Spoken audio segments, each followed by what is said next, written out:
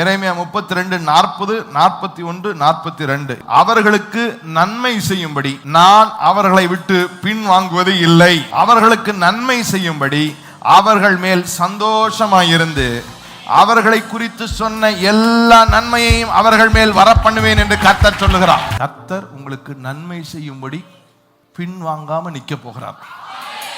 நான் சொல்றேன், உங்களுக்கு சோர்வானாலும் தளர்வானாலும் உங்களுக்கு கலக்கம் வந்தாலும் கர்த்தர் நான் முடிவெடுத்துட்டேங்கிறாரு. நன்மையை வர பண்ண போகிறேன், ஒவ்வொன்றாய் வர பண்ணுவேன், எல்லா நன்மைகளையும் வர பண்ணுவேன். இந்த மாதம் நீங்க கேட்கிற செய்தியெல்லாம் நல்ல செய்தியா தான் இருக்கு.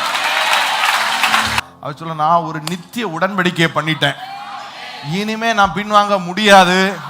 ஏன்னா உடன்படிக்கையின் தேவன், அவர் உங்களுக்கு நன்மை செய்தே தீருவார். எங்கெங்க போர் முடிந்தது? அந்த கல்வாரி சிலுவையிலே உங்களுக்காக எனக்காக என்று ஆண்டவர் இயேசு நம்முடைய பாவங்களை அவருடைய சரீரத்திலே சிலுவையிலே சுமந்து எல்லாம் முடிந்தது என்று சொன்னாரோ, அன்றே போர் முடிந்தது. அன்றே கேள்விகளுக்கு பதில் வந்து விட்டது. நீங்க வாழுவீங்களா வாழ மாட்டீங்களான்னு சந்தேகமே இல்லை. நீங்க சுகமாவீங்களா சுகம் ஆக மாட்டீங்களான்ற சந்தேகமே, நீங்க மேல போவீங்களா போக மாட்டீங்களான்ற சந்தேகமே. கர்த்தர் நன்மை செய்யும்படிக்கு முடிவெடுத்து விட்டார். அவர் செய்யாமல் பின்வாங்குவதே இல்லை.